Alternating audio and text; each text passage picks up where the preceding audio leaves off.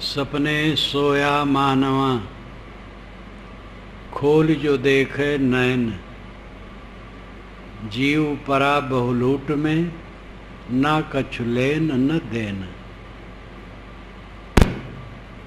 आदमी सोया है, पूरी नींद नहीं आई है, तो सपना देखता है। उसमें हानि होती है और लाभ होता है। सपने में सत्कार होता है, तिरस्कार होता है, मारा जाता है, पूजा जाता है। लेकिन जब जग गया तो न उससे लेना न देना, कुछ मतलब नहीं। अगर सपने में नवा के पारा के बीच में एक बड़ा भवन हमें मिला है और उसमें करोड़ों रुपए हैं और बहुत चीज़ें हैं, वो सब सपने में हमें मिल गया है, नींद खुल गई, तो हम ये साधु से नहीं कहेंगे कि भाई चलो उस भवन को देखना है और उसमें जो रुपए पैसे चीज़ें उसको संभालना है, क्योंकि नींद खुलते ही वो समझ में आता है व्यर्थ है, तो कुछ है ही नहीं।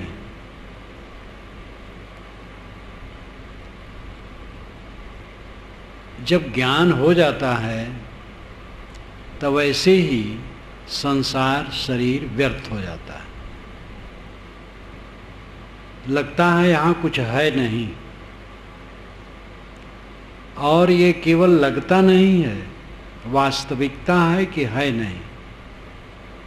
एक उर्दू के कवि ने कहा है नहीं है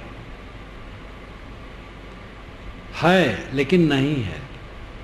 कबीर साहब की साखी बहुत प्रसिद्ध है कहो तो है नहीं, नहीं कहा ना जाए, हाँ नाही के बीच में साहेब रहा समाए।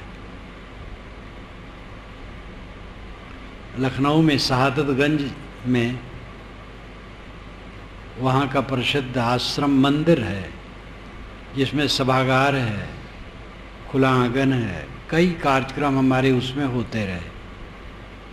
सन 60 के बाद वहाँ पर एक जिज्ञास जी थे जो बौद्ध विचार के थे, वो पंडित थे, अच्छे, बहुत सम्यक विद्वान और विचारवान थे। उन्होंने समय मांगा था तो कबीर साहब पर वो बोले थे, इस साखी पर उन्होंने बहुत बढ़िया बोला था। बहुत सुलझे हुए आदमी थे, वृद्ध थे उस समय। उनका नाम तो सुना था, पुस्तकें भी पढ़ा था, लेकिन वहाँ वो आए, 2 दिन आए। है कहूँ तो है नहीं, नहीं कहा ना जाए, हाँ नाही के बीच में साहेब रहा समाए। उर्दू के कवि का मैंने उदाहरण दिया, है नहीं है। अनुभव सबका वही है। देवी देवता, कर्मकांड, दार्शनिक विचार, ये सब के कुछ अलग अलग होते हैं, लेकिन जो तथ्यपरक अनुभव है वो एक होता है, उसमें कोई फर्क नहीं होता है। जब एक दिन छूटने का समय आता है, अगर आदमी अभी जागृत में है और ये लगता है कि अब मैं मर रहा हूँ, अब सब छूट जाएगा, तब उसका अनुभव विचित्र होता है। और जब छूट जाता है तब शून्य हो जाता है, सब भूल जाता है। ज्ञान की अवस्था का अर्थ है अंतदशा को सब समय देखना, सब छूट जाता है, कुछ रहता नहीं, किसी के साथ कुछ रहा नहीं है, रह नहीं रहा है, रहेगा नहीं, न रहा है, न रहता है, न रहेगा। इस स्थिति को देखना एक ज्ञान का मतलब है।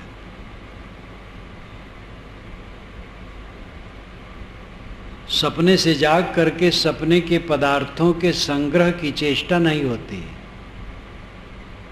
क्योंकि व्यर्थ लगता है। ऐसे ज्ञान उदय होने के बाद व्यवहार तो करना पड़ता है, संग्रह भी करना पड़ता है, उपयोग भी करना पड़ता है, लेकिन मन वैसा नहीं रहता है। ज्ञान हो जाने के बाद भी खाना तो पड़ेगा, कपड़े पहनना पड़ेगा, जिस घर में हो उसी घर में बाहर से आना पड़ेगा, किसी घर में नहीं घुसते बनेगा। एक व्यवस्था होती है जीवन की, वो सब करना पड़ेगा, लेकिन मन वैसे नहीं रहता। समझ में आता है सब क्षणिक है, अब आजकल में खो जाएगा।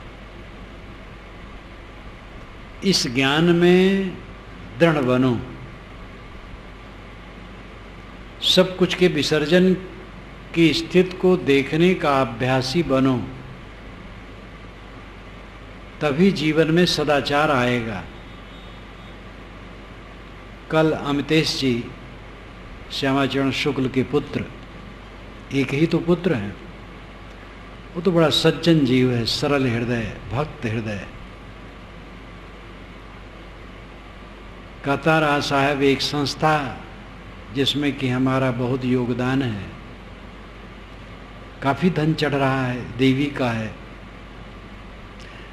लेकिन उसमें सब खींच खींच लगा है। मालूम होता मरेंगे नहीं, ये सब यहीं रहेंगे। बहुत बढ़िया बात कहा, कई बार कहा। कुछ लोग ऐसे होते हैं उनको लगता है यहीं रहेंगे, मरेंगे नहीं। साधु शाही भाषा बड़ी अच्छी लगी। आत्मा तो सबका वही है, चाहे कोई राजनेता हो, चाहे व्यवसायी हो, चाहे कलाकार हो, चाहे सर्विसमैन हो, साधु हो, गृहस्थ हो, आत्मा सब वही है। जिसकी दृष्टि जब सही रहेगी तो सही बोलेगा। उनकी बात मुझे बहुत प्यारी लगी और बहुत संवेदना से कहते थे कि साहब कुछ लोग तो ऐसे हैं कि मालूम होता है यहीं रहेंगे, मरेंगे नहीं, और सब अचानक छोड़ के जाना पड़ता है। लब्ध्वाप्चा बहुन लाभान सुखम भुक्त्वा चिरान्नपि रिक्त हस्तश्च नग्नश्च यासाम मुसितो यथा। जीवन में बहुत लाभ किया, लब्ध्वाप्चा बहुल लाभान, बहुत लाभ किया, बहुत बहुत धन मिला, पद मिला, प्रतिष्ठा मिली, जमीन मकान मिले, बड़ी बड़ी अर्चनाएं वंदनाएं मेरी हुई। सुखम भुक्त्वा चिरान्नपि, चिरकाल तक सुख भोगता रहा इंद्रियों का, लेकिन अंत में क्या हुआ? रिक्त हस्तश्च नग्नश्च यासामि मुसितो यथा। रिक्त हस्तश्च खाली हाथ, नग्नश्च नंगा शरीर, जाना हुआ जैसे कोई मुसित हो। मुसितो यथा, मुसित मूसक चुराने वाला, मुसित जिसका सब चुरा लिया गया हो। मूसन चुराना, चूहे का इसीलिए नाम है मूसक, वो चुराता है। खेतों में बालियों को काट काट करके बिल में ले जाके रखता है, घरों से भी चीज़ों को बटोर करके वो अपने बिल में ले जाता है। मूसक है, चुराने वाला। जैसे किसी आदमी का सब कुछ छीन लिया गया हो और नंगा कर दिया गया हो, खदेड़ दिया गया हो, वही दशा अंत में सबकी होने वाली है। जीवन में बहुत लाभ पाया, चिरकाल तक इंद्रियों का सुख भोगा, लेकिन खाली हाथ, नंगे बदन, मुसित की तरह लुटे हुए की स्थिति में यहाँ से चले गए। क्या लाभ हुआ? 10-20 वर्ष इंद्रियों के भोग भोगे तो उसमें फायदा क्या हुआ? और वासनाएं पक्की हुई, तृष्णा बढ़ी, उद्वेग बढ़ा, भवबंधन पुष्ट हुआ, क्या हुआ उसमें फायदा? चीजें मिली, चीज़ों के मिलने पर राग हुआ, मोह हुआ, उसमें विरोध पड़ा तो द्वेष हुआ, तो आत्मा का तो कोई कल्याण नहीं हुआ, अकल्याण हुआ।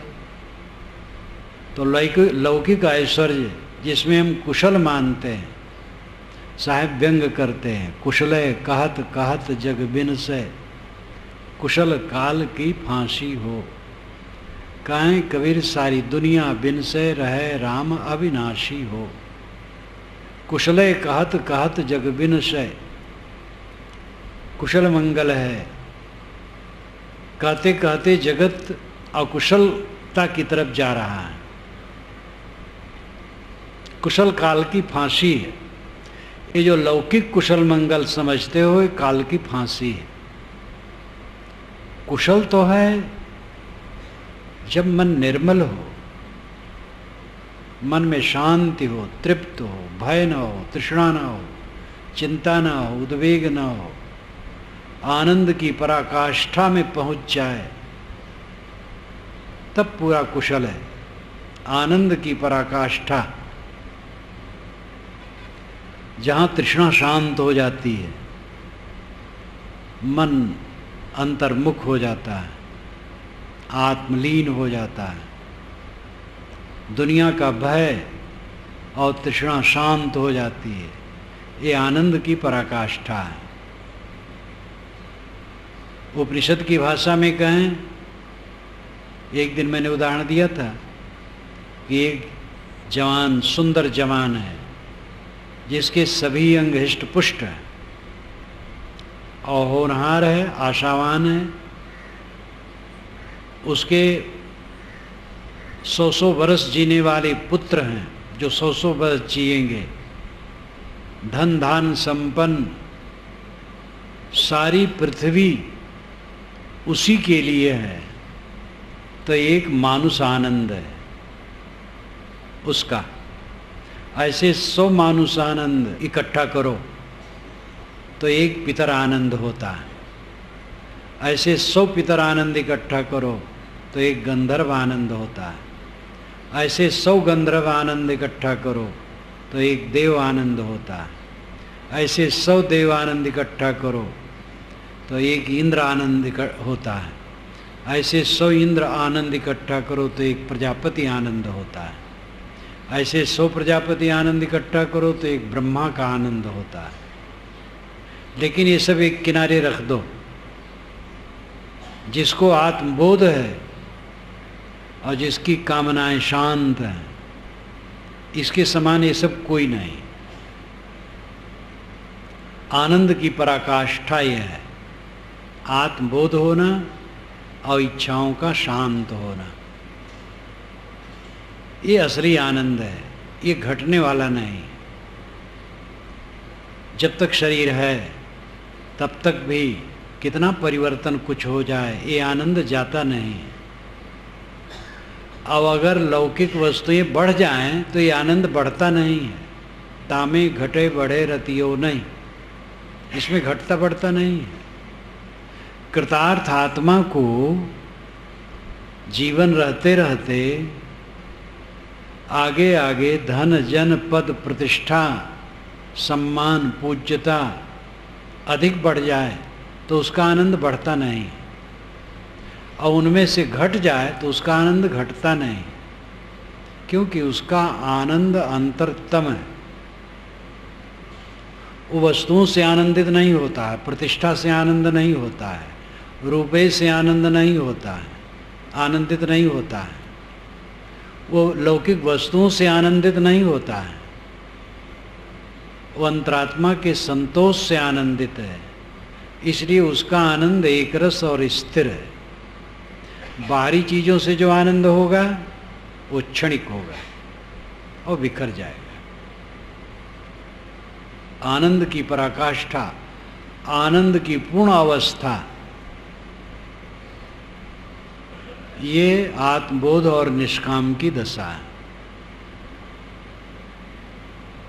जो तू चाहे मुझको छाड़ सकल की आश, मुझे ऐसा होए रहो सब सुख तेरे पास।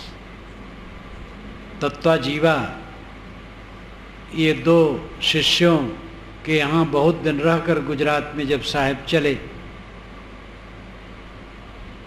तो उन दोनों ने पैर पकड़ लिए जहाँ कबीर बड़ा आज खड़ा हुआ है नर्मदा के तट पर। वो तत्वा जीवा की जगह है, भड़ौत जिले में पड़ता है। दोनों ने कहा महाराज आप हमारे यहाँ रहिए, हम जीवन भर आपकी सेवा करेंगे, हम आपको चाहते हैं। तो साहब ने कहा जो तू चाहे मुझको छाड़ सकल की आश, मुझ ही ऐसा हुए रहो सब सुख तेरे पास। अगर तुम मुझे चाहते हो तो सबकी आशा छोड़ दो, और जैसे मैं निष्काम हूँ वैसे तुम लोग भी निष्काम हो जाओ, बस सब सुख तेरे पास, सब सुख तुम्हारे पास है। तत्वा जीवा ने कहा महाराज आप चले जाएंगे काशी, हम लोग रहेंगे यहाँ समुद्र के किनारे, कैसे हमारा कल्याण होगा। साहब ने कहा जो गुरु बसें बनारसी, शिष्य समुंदर तीर, बिसराए बिसरे नहीं जो गुण होए शरीर। गुरु काशी में बसते हैं और शिष्य समुद्र के पास है।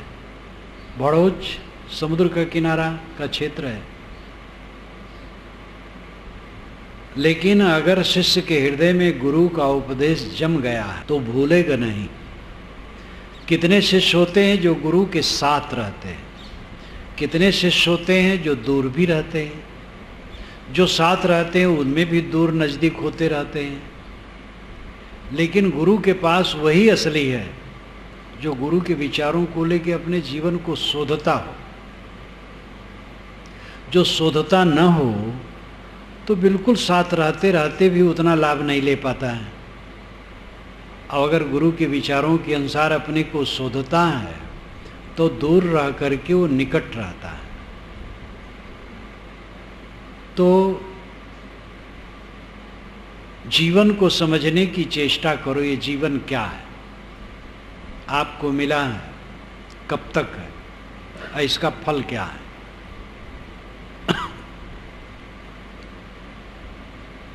इतना उत्तम जीवन, और इसको किसमें लोग बिताते हैं। बच्चे पैदा हुए, खेलते खाते हैं, फिर पढ़ते लिखते हैं, पढ़ लिख लिए, फिर कहीं सर्विस या व्यवसाय धंधा खेती बाड़ी जीवन उपार्जन का काम करते हैं। उसके पश्चात विवाह, फिर बाल बच्चे, उनका प्रबंध, लिखाओ पढ़ाओ, रीझो खींचो, लड़ो झगड़ो, विवाह शादी उनका करो, अगर जीवित हो तो कलह कल्पना सहो, और रिश्ते खींचते उलझते मर जाओ। यही जीवन है। इससे जीवन तो पशुओं का अच्छा है। पशुओं में प्रायः गर्भाधान के लिए नर्मदा का संयोग होता है, विलास के लिए नहीं। कितने जानवर हैं केवल गर्भाधान के लिए संयोग करते हैं, बाकी समय नहीं। वे क्रोध के वशीभूत वैसे नहीं होते हैं। जहाँ देखते हैं कि हमारे ऊपर हमला हो रहा है वहाँ क्रोध करते हैं। लोभ उनमें होता ही नहीं है, खा लिए बस हो गया। भय उनको कोई डंडा दिखाए तो भय होता है, न भूत का डर, न प्रेत का डर, न टुनही का डर, न ग्रह लगन मुहूर्त का डर, किसी प्रकार का डर नहीं। धन दौलत छूट जाएगा, बाल बच्चे छूट जाए, कुछ डर नहीं। बाल बच्चे है ही नहीं। बैल के कहाँ बाल बच्चे। गाय जानती है अपने बच्चे को, लेकिन दूध जब छूट जाता है तो गाय भी मुक्त हो जाती है। फिर गाय सोचती भी नहीं होगी हमारा बच्चा कहीं है, एकदम स्वतंत्र। और मनुष्य बच्चे के बच्चे हो गए तब भी छुटकारा नहीं लेना चाहता। पहले अपने बच्चे के लिए चिंतित था, बच्चे के बच्चे के लिए चिंतित है। अगर जीता रहा है तो बच्चे के बच्चे के बच्चे के बच्चे के लिए चिंतित रहेगा। अपनी चिंता नहीं करेगा। ऐसा उलझा हुआ इंसान है। सबसे ज्यादा खराब दशा मनुष्य की। मनुष्य का मन जैसा नरक बना रहता है, जानवर का मन नरक नहीं बना रहता है, सरल सहज। क्यों ऐसा बना रहता है? क्योंकि मनुष्य का मन ज़्यादा मननशील है, ज़्यादा विकसित है। मनुष्य के मन पर प्रकृति का प्रतिबंध नहीं है। प्रतिबंध न होने की वजह से आज़ाद है, इसलिए इसी में विवेक हो सकता है और इसी में मोक्ष कार्य संपादित हो सकता है। जानवरों में नहीं हो सकता है। लेकिन मोक्ष कार्य नहीं संपादित करता है, बंधन कार्य संपादित करता है। जो इसको योग्यता मिली है, यह अपनी योग्यता को विपरीत दिशा में लगाता है, अनुकूल दिशा में नहीं लगाता है, इसलिए दुख पाता है। गृहस्थ लोग दीक्षा ले लिए, भक्ति मार्ग में आ गए, कितने गृहस्थ ठंडे हो जाते। बस समझ लिए अब पूरा हो गया। अध्ययन, मनन, चिंतन, ध्यान पर ध्यान कम देते हैं। कितने घर छोड़ने वाले हैं, जब घर छोड़ते हैं तो उनकी विरह भावना, लगन तेज रहती है, श्रद्धा, उत्साह, सब कुछ। कुछ दिन के बाद सामान्य हो जाते हैं, श्रद्धा भी कम, उत्साह भी कम, साधना भी कम। मोटे दोष नहीं है, चोरी करते नहीं है, व्यभिचार नहीं है, हत्या नहीं है, झूठ बोलना नहीं है, कोई लंदफंद नहीं है, मदिरा मांस नहीं है, नशा नहीं है, मानवीय सद्गुण है उनमें। इतने में वो संतोष कर लेते हैं। अब उत्साह घट गया, वैसी विरह भावना, वैसी निष्ठा, जैसे घर छोड़े थे तब गुरुजनों में, संतों में जैसी निष्ठा थी, वैसी निष्ठा अब नहीं, वैसा मनन चिंतन नहीं, वैसी लगन नहीं। इस कारण से उनके चित्त में फिर से विकार उदय होने लगते हैं। मोटे दोस्त नहीं रहते, मन में विकार उदय होने लगते हैं, विकार चलते हैं मन में, वैराग प्रखर नहीं रह जाता है, स्वरूप स्थित नहीं हो पाती है, और ऐसे ही जीवन बीत जाता है। जैसी लागे ओर की वैसे निभय छोर, कौड़ी कौड़ी जोरी के पूजी लक्ष्य करोर। सदगुरु कहते हैं कि जैसे शुरू में लगे वैसे अंत तक लगा रहा है। ऐसे कुछ लोग होते हैं, निर्बीज नहीं है। गृहस्थों में भी देखा जाता है एक रस श्रद्धा। कितने भक्तों की श्रद्धा एक रस जीवन भर पक्की होती जाती है। ऐसे कितने विरक्त साधु ब्रह्मचारी की भी दशा देखी जाती है कि वे पक्के, दृढ़ निश्चयी, उनकी लगन, निष्ठा, उत्साह, साधना किसी में कसर नहीं। जिनका ऐसा है उनका हित होता है, नहीं तो ठंडे हो जाते, बीच में रुक जाते हैं। बीच में ही मंजिल समझ लिए, मिल गई मंजिल। साधु मार्ग में तो ज़्यादा यह है कि साधु वेश हो गया, अब एक ही काम बाकी है, पूजें लोग हमें, हमारी पूजा कर लें, आरती कर लें, चरणोदक ले लें, महाप्रसाद ले लें। कितने गुरु तो अपना चरणोदक महाप्रसाद देने के लिए व्याकुल रहते हैं, और हमारी आरती नहीं हुई, तुम लोग कौन भगत हो? और भूल गए किस लिए घर छोड़े थे, आरती कराने के लिए घर छोड़े हैं। ये तो आरती करने वाले करते हैं। जिसकी आरती हो, आरती में खुश न हो, स्वयं आरती करे तो प्रसन्नता है, ठीक है, लेकिन आरती हमारी हो रही तो उसमें हम खुश न हो, तो वेश धरने के बाद अर्थ हो जाता है कि पूजा प्रतिष्ठा हो, यही वेश का फल है। ये सब भटकाव है। जीवन आपका क्या है, मिला इसका फल क्या है? क्या यही है कि साधु मोटे दोस्त छूट गए और अब खाएं पिएं और ठंडे रहें, आगे मंजिल को छोड़ करके बीच में रुक जाएं? या गृहस्थी में है तो खाए पिए, बाल बच्चे पाले पोसे, लड़े झगड़े, मर गए, यही जीवन का फल है? जीवन का फल ये नहीं। जीवन का फल है जीवन को समझो, जीवन को शोधो। जीव और देह के संयोग को जीवन कहते हैं। देह मिट्टी का लौंदा है, जीव चेतन है, आत्मा है, अमर है। ये दोनों का संयोग जीवन है। आत्मा को जीवन नहीं कहा जाता है, देह को जीवन नहीं कहा जाता है, दोनों के संयोग को जीवन कहा जाता है। और ये जीवन आत्मशोधन के लिए मिला है, अथवा आत्मशोधन कर लेना जीवन की सफलता है। अपने को शोध लेना और शोध के निकाल लेना। जैसे इमली की छीमी से बीज निकाल लिया जाता है, चियां, अवध क्षेत्र में उसको चियां कहते हैं। मूंज में से सींक निकाल लिया जाता है। इधर मूंज घास दिखाई नहीं देती। मूंज उत्तर प्रदेश में बहुत होती है, 10-10, 12-12 फीट, 15-15 फीट ऊंचा उसका पौधा, बड़ी बड़ी पत्तियां, बीच में सीक स्टिक होती है।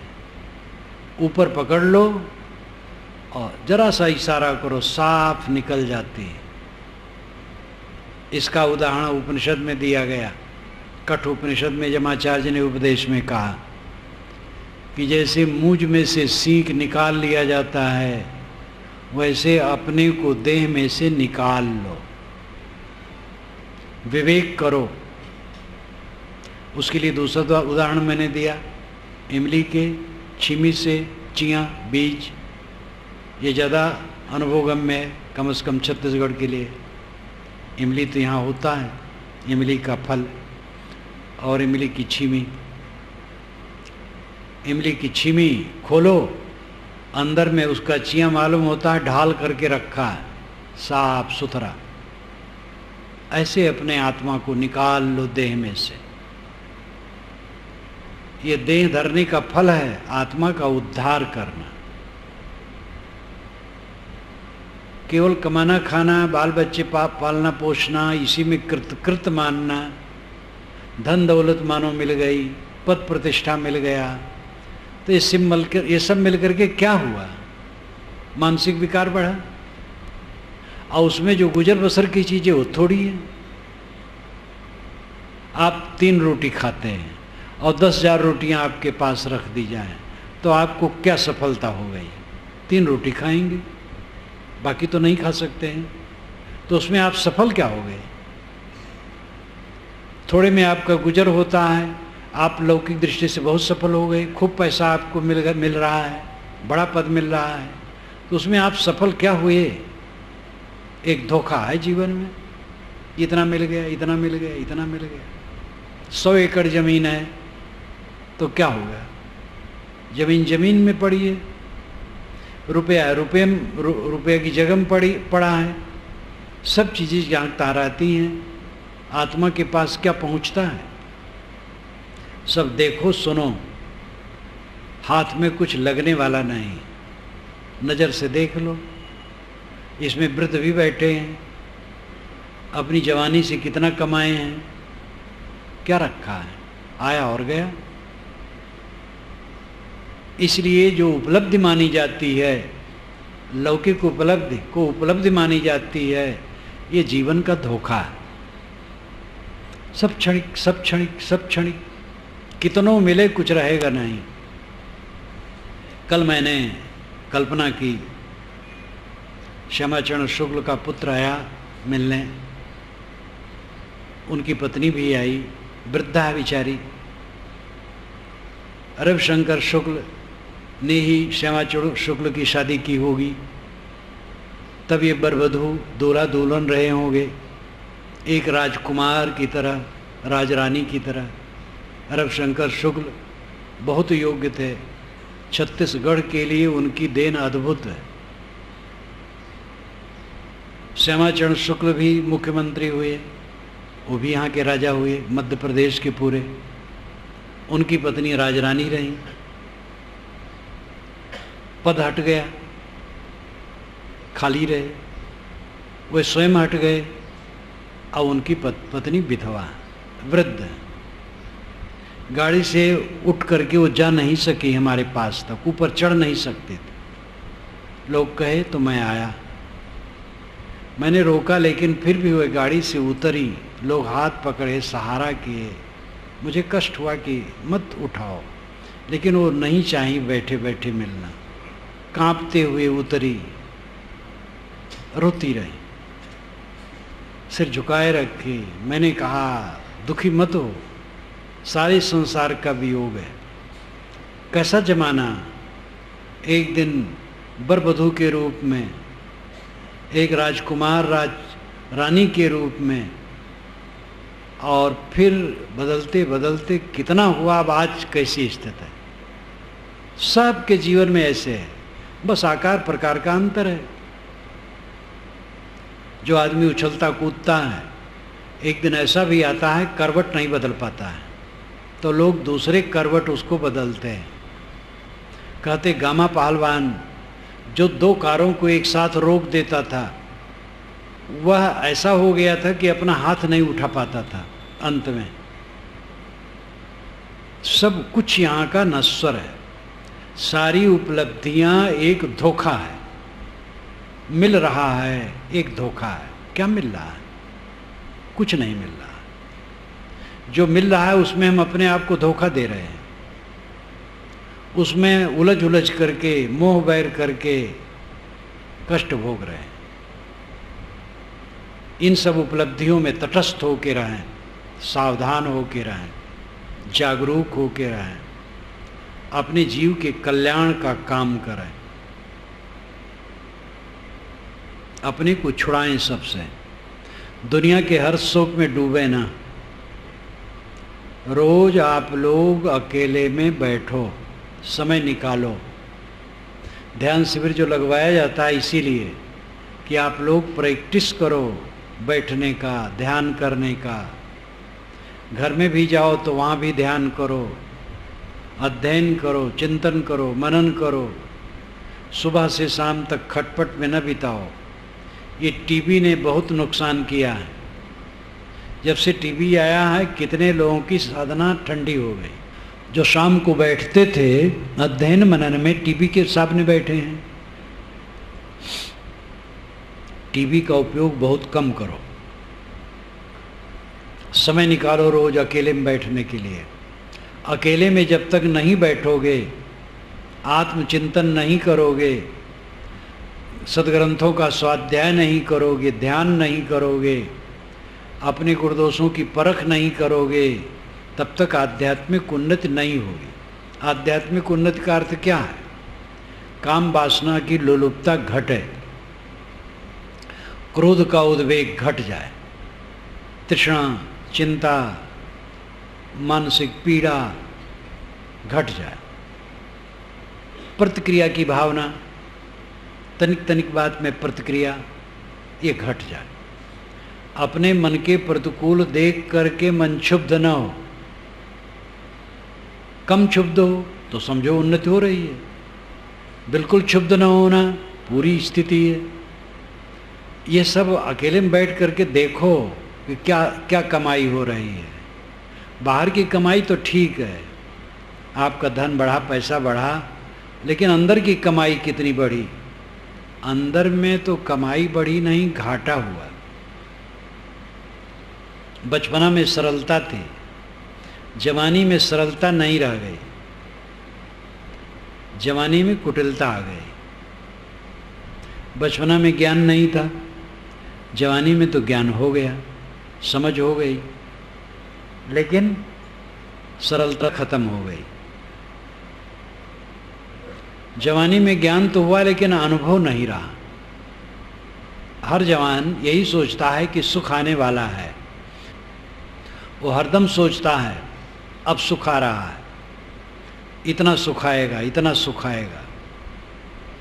जवानी में चारों तरफ सुख की बहिया लगती आ रही है। जब वो बुजुर्ग हो जाता है, कम से कम 50 तक पहुंच जाता है, तो लगता है तो धोखा रहा, सुख उख सब धोखा रहा। तब तक कई ठोकरें उसके सामने आ जाती हैं। जिसको अपना माना है उससे उसको धोखा मिलता है, प्रिय से कष्ट होता है। तब तक काफ़ी कुछ ठोकरें लग जाती हैं। जितनी उम्र खिसकती अनुभव बढ़ता है, लेकिन अनुभव में वैराग बढ़ना चाहिए तो वैराग नहीं बढ़ता है, उद्वेग बढ़ता है, खींच बढ़ती है। जवानी में अनुभव नहीं था, लगता था चारों तरफ से सुख आ रहा है। बुजुर्ग हो गए, अब तक देख लिए दुनिया को कि दुनिया खट्टी है, चारों तरफ से ठोकर है, तो वैराग बढ़ना चाहिए। तो वैराग नहीं बढ़ता, खींच बढ़ती है, द्वेष बढ़ता है। लड़के से, पत्नी से, बहू से, भाई से, मित्रों से, समधी से और किसी से जिनका जिनका संपर्क है उन सब से खींच बढ़ती है, उद्वेग बढ़ता है। तो अनुभव भी ये काम नहीं किया। जहाँ हम अपना माने थे वहाँ से तकलीफ हुई तो वैराग बढ़ना चाहिए कि मोह न करें, छोड़ करके कहीं चले जाएं, इससे कुछ होने वाला नहीं है। कितने लोग भी आते हैं, साहब मन कहता घर छोड़ दो, मैं राय देता हूँ घर न छोड़ो, घर में रहो। घर छोड़ोगे तो वहाँ से छोड़ करके फिर भागोगे। कितने लोग घर छोड़ते हैं तो घर वालों बताते थोड़े हैं, चुपचाप निकलते हैं। और जब साधु साथ छोड़ते हैं तो वहाँ भी चुपचाप अपना बोरिया बिस्तर बांध करके सटक देते हैं। घर में हुआ खटपट, चल बाबा के मठ पर, और मठ पर बताया काम तो बंदे रमता राम। ये कहावत, घर न छोड़ो अपने को बदलो। घर छोड़ने की जिसकी स्थिति आ जाएगी उसको पूछना नहीं रहेगा। एक नवयुवक मेरे पास आया था, वकालत पास था, जवान चड्ढा, मस्त शरीर, 28 वर्ष का युवक। संजोग से उसको मैंने अपनी सेवा में भी ली, लेकिन जब उसकी स्थिति को मैंने देखा तो मैंने कहा बेटा तुम्हें घर जाना चाहिए। तो रोने लगे, पैर पकड़ ले, रोते रोते मेरा पैर भिगा दे। मैंने कहा तुम नहीं जाओगे, तब ऐसे जाओगे तो द्वेष करोगे, इसलिए मैं कहता हूँ चले जाओ, ठीक होगा। तुम्हें वैराग पक्का नहीं। तो उसको बड़ी गिलानी हो। अंत में एक दिन उसको मैंने मजबूर किया कि तुम्हें जाना है। तो आया, घर आ गया। कुछ दिन के बाद उसने पत्र लिखा कि साहब अब मेरा जब समझ लीजिएगा कि कब घर छोड़ने की स्थिति है तब मुझे पत्र दे के बुला लीजिए। तब मैंने उसको उत्तर लिखा, और उत्तर में एक उदाहरण लिखा कि तुम तो ऐसे लिखे हो जैसे एक स्त्री गर्भवती थी। एक रात को जब सभी स्त्रियां भोजन की तो स्त्रियों में बैठ करके उसने कहा कि लगता है आज मेरा प्रसव हो जाएगा। तो जब प्रसव होने को होगा, बच्चा पैदा होने का, आप लोग मुझे जगह दीजिएगा। तो सब महिलाएं हंसी, कहीं बेवकूफ़ तू ही जगाएगी जब तेरे को पीड़ा होगी तो तू ही जगाएगी हम लोगों को। तो मैंने कहा कि भैया जब तुम्हें वैराग लगेगा मैं पत्र दूंगा, तुम खुद आओगे। तो वैराग वैसा हो, बढ़िया है, स्वागत है। कहे साहब ने कहा है साधु होना चाहिए, बनना चाहिए नहीं कहा है। बहुत सावधानी से साहब ने कहा है, साधु बनना चाहिए नहीं कहा, साधु होना चाहिए। होना अंदर से है, बनना बाहर से है। देखो हम लोग कपड़ा पहन लिए, बन गए हैं, ऐसा नहीं बनना, होना अंदर से। साधु होना चाहिए, पक्का हुई के खेल, पक्की साधना में मजबूत होके। कच्ची सरसों पेर के खरी भई ना तेल, उदाहरण कितना सुंदर है। कच्ची सरसों पेरी गई, वो खली भी नहीं, तेल भी नहीं, बेकार। तो जिनको वैराग हो ऐसा, वो कहना वाना नहीं पड़ेगा। बाकी लोग कहीं भागे भूगे ना, घर में रहें, लेकिन अपना काम करें।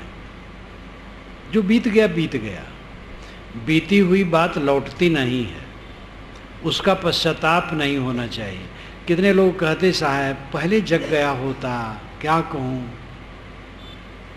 अरे भाई अब रोना मत रो। यहीं से एक लड़का गया मेरे साथ, बहुत पुरानी घटना है। मैं जा रहा था इलाहाबाद, वहाँ कार्यक्रम करके लौटना था, कबीर जयंती करके 1 सप्ताह में लौट आना था। तो कहा साहब मैं भी चलूँगा और मैं विरक्त हो जाऊँगा। मैंने कहा देखो विरक्त ऐसे नहीं हुआ जाता है, धीरे धीरे बनता है। नहीं साहब अब विरक्त हो जाऊँगा। हम कहे चलो घूम आओ। गया, कार्य 2 दिन बीता तो ऐसे कहा साहब मन कहता लौट जाऊँ। मैंने कहा भाई कार्यक्रम में आए हो तो कम से कम सप्ताह के बाद मैं भी चलूँगा, तुम भी चलना। अब मुझसे नहीं कहा, फिर दूसरे से कहा, और इतना मन उसका खड़बड़ाया, 2 दिन के बाद ही उसका खड़बड़ाने लगा। कहा था कि मैं विरक्त हो जाऊँगा, और कहाँ वो 1 सप्ताह भी नहीं रुक पा रहा। 3 बरस के पूर्व मिलता रहता है, 3 बरस के पूर्व एक जगह मिलने आया। अब तो बाल बच्चे वाला, कें पें वाला। मैंने कहा कहो बेटा। कहे साहब क्या मूर्खता मैंने की। उसी समय आपके पास रह गया होता, अब दुनिया का ठोकर खा रहा हूँ। मैंने कहा दुनिया में रह करके अपने को जगाओ। तो बीती हुई बात की चिंता न करो, वर्तमान में देखो, वर्तमान में सुधारो। जो घर छोड़ दिए हैं वह, और जो घर में हैं वह, दोनों को काम वही करना। घर का बदलना कोई बड़ी बात नहीं, मन का बदलना बड़ी बात है। मन को बदलो। हम लोगों का मठ छूटेगा, आप लोगों का घर छूटेगा, आप लोगों के बाल बच्चे छूटेंगे आपसे, हम लोगों के शिष्य प्रशिष्य प्रचार प्रसार छूटेगा। सबका सब कुछ छूटना। इसलिए सबको जो जहाँ हैं अपने को वहीं रह करके छुड़ावें। और त्रुटि सबसे बड़ी क्या है? आप लोग समय नहीं निकालते। रोज नियमित समय। कई भक्तों से पूछता हूँ पुस्तकें पढ़ते हो? हाँ साहब आपकी पुस्तकें हैं। अब झूठ बोलने में भी डर लगता है। ये नहीं कहते हाँ साहब पढ़ता हूँ, है तो सच है, लेकिन पढ़ते तो नहीं। पुस्तक खरीद लिए हैं, धरे हैं, डर लगता कैसे कहूँ पढ़ता हूँ। हाँ साहब आपकी पुस्तकें हैं। अरे भाई मैं है नहीं पूछता हूँ, पढ़ते हो कि नहीं? तो रोज पढ़ो, अधिक से अधिक पढ़ो। समय कैसे नहीं मिलता है? समय खूब मिलेगा। छोटा सा जीवन, कबीर साहब के बोध के बाद, विचारों के बाद छोटा सा समय मेरा घर में था। 18 वर्ष की उम्र में कबीर साहब का बोध मुझे हुआ, और 20 पूरा होने के बाद 1-1.5 महीना बीता है और निकला हूँ। 3 बरस कुल कबीर साहब के पारक बोध होने के बाद मैं घर में रहा हूँ। और उसमें मैं जहाँ रहा हूँ अपनी जिम्मेदारी में ढीला नहीं रहा हूँ, चुस्त दुरुस्त। लेकिन इतना समय निकालता था, चांदनी में मोटे अक्षरों की पुस्तकों को मैं लेटे लेटे पढ़ता था। बिजली की तो जमाना नहीं था। थका हूँ तो लेट गया। मोटे अक्षरों की पुस्तक भवयान छप करके गई थी, मूल भवयान पुस्तक।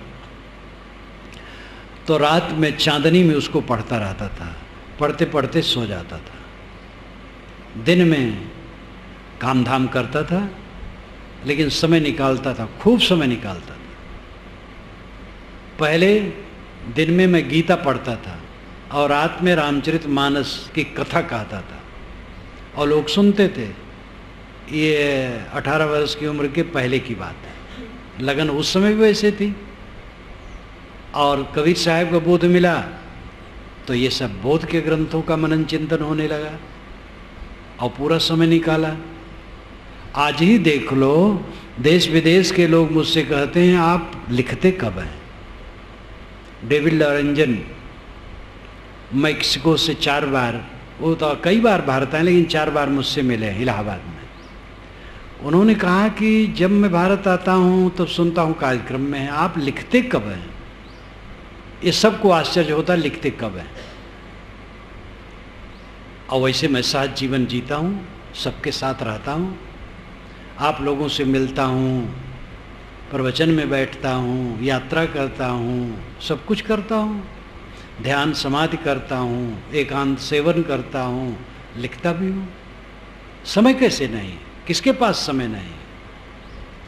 समय का मूल्य आप समझते नहीं, और जब तक स्वयं पर डटेंगे नहीं, काम नहीं होगा।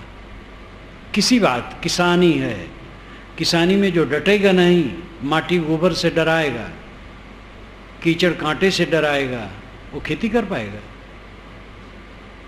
सर्विस में उन्नत वही कर सकता है जो चुस्त दुरुस्त टाइम से ऑफिस में जाएगा या अपने कार्य क्षेत्र में जाएगा और जम के काम करेगा, तो उसकी उन्नति होगी, अधिकारी लोग उसकी प्रशंसा करेंगे, उसकी पदोन्नति होगी, अंदर में उसको संतोष होगा।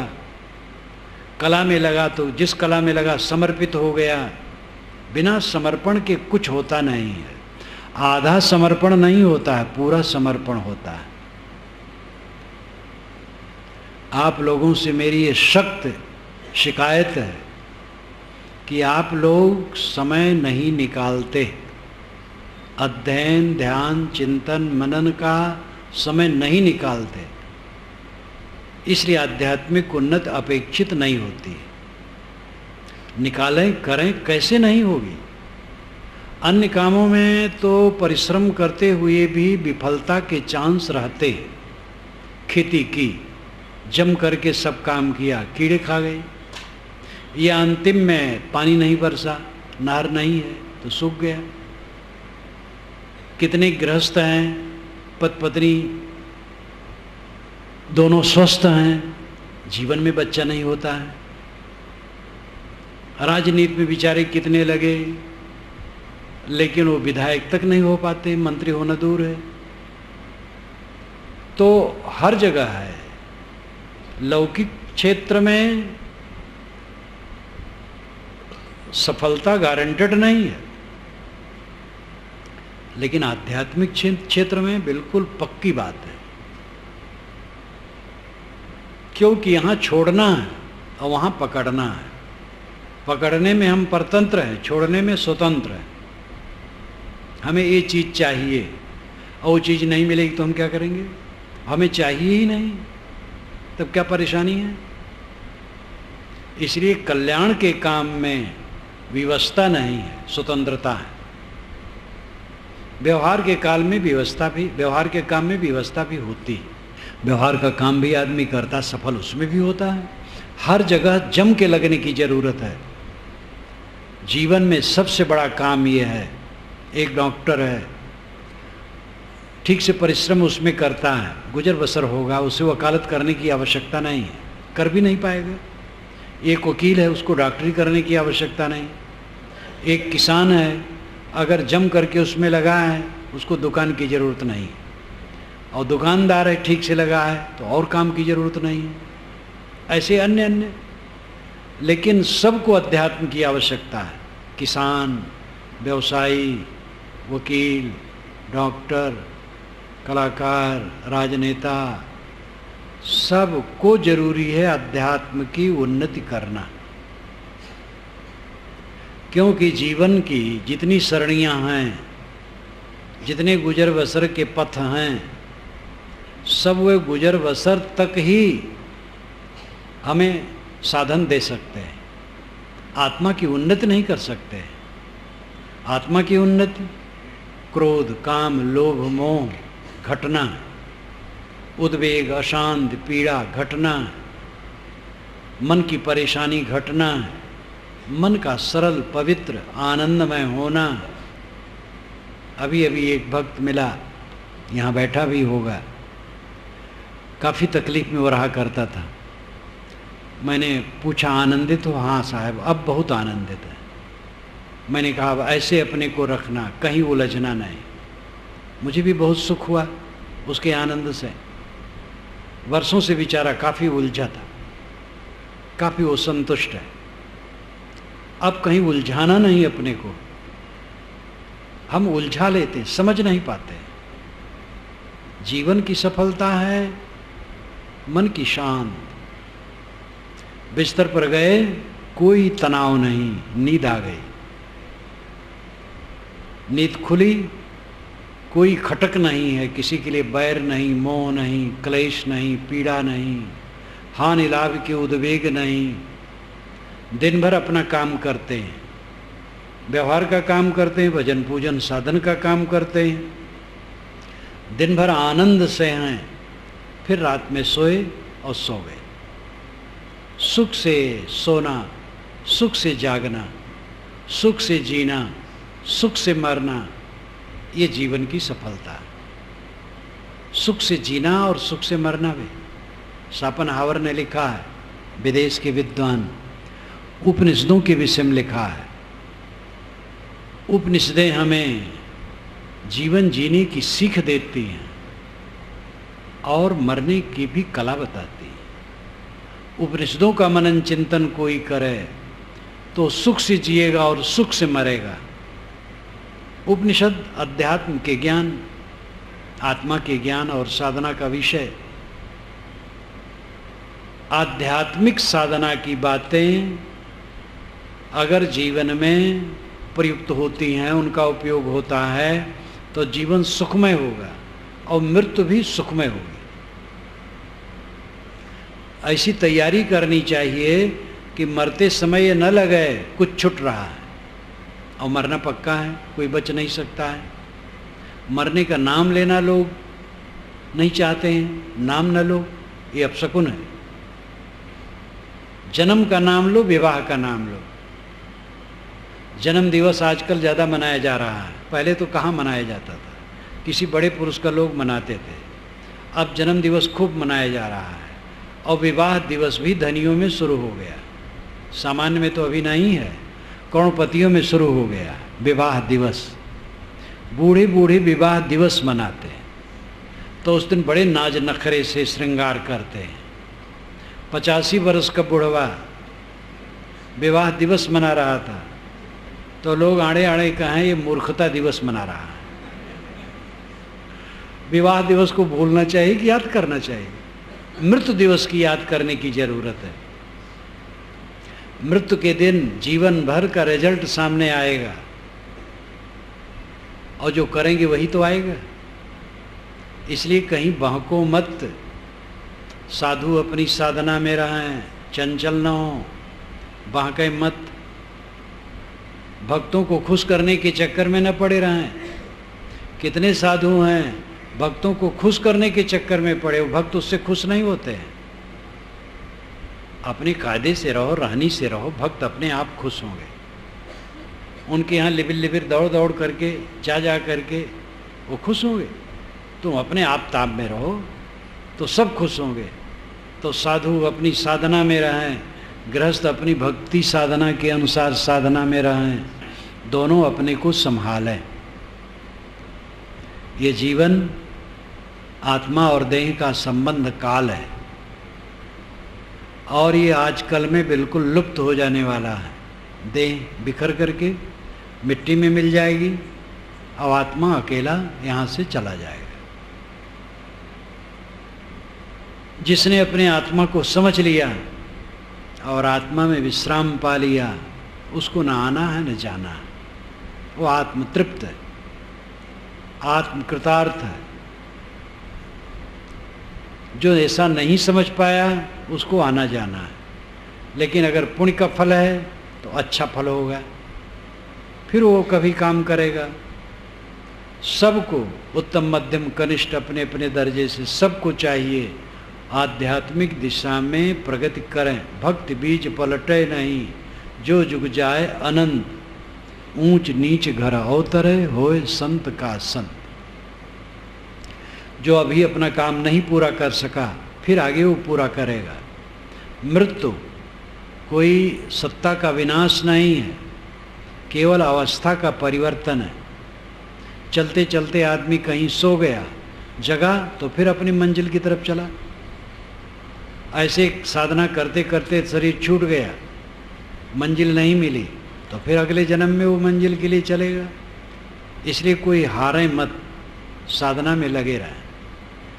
जो उग्र जिज्ञासु हैं, मुमुक्षु हैं, कोई इसी जीवन में काम कर लें। कोई भी इसी जीवन में काम कर सकता है। सारी तृष्णा छूट गई, सारा मोह छूट गया, आत्म विश्राम मिल गया, आत्म संतोष मिल गया, आत्म तृप्ति मिल गई, तो मरने में क्या भय, क्या छूटेगा? जब शरीर कूड़ा कचड़ा है, कौन सी वस्तु मेरी है? सबका आधार शरीर है और यही कूड़ा कचड़ा है। कौन सी वस्तु मेरी है जो छूट रही है? मेरा अपना आत्मा है, वो छूटने वाला नहीं है, और जो छूटने वाला है वो मेरा नहीं। इस तथ्य को समझें और अपने जीवन को आध्यात्मिक दिशा में प्रगतिशील करें। इसके लिए सब लोग रोज समय निकालें। स्वाध्याय, चिंतन और ध्यान, ये तीनों के लिए। सदग्रंथों का पढ़ना, आजकल जो कैसेट सीडी इत्यादि के बहुत हितकर हैं। एक भक्त तो कहते थे कि महाराज मैं, उस समय कैसेट का जमाना था, सीडी के नहीं, बस कैसेट लगा देता हूँ और बंद कर देता हूँ। नींद जब सुबह खुलती है तुरंत बटन दबा देता हूँ और प्रवचन शुरू हो जाता है। मैं शौच जाता हूँ, मंजन करता हूँ, व्यायाम करता हूँ, स्नान करता हूँ, 1 घंटा लगता है, उसमें सब प्रवचन सुनता रहता हूँ और फिर उसके पश्चात उसको बंद कर देता हूँ। तब ध्यान में बैठता हूँ और ध्यान कुछ समय करता हूँ, फिर उसके पश्चात कुछ समय ग्रंथ पढ़ता हूँ, तब जलपान करके ऑफिस जाता हूँ। और कितनी बढ़िया बात है। और उनकी लगन है, कोई भी लगन करे तो ऐसा हो जाएगा। तो प्रवचन सुनने का भी माध्यम विज्ञान ने दे दिया है, वो सुनो, ग्रंथ पढ़ो, चिंतन करो, कितना सुधार हुआ है, कितना कसर है, ध्यान करो। रोज करोगे तो इसका फल निश्चित ही अमोघ होगा। इस प्रकार अपने कल्याण मार्ग में सब अग्रसर हो।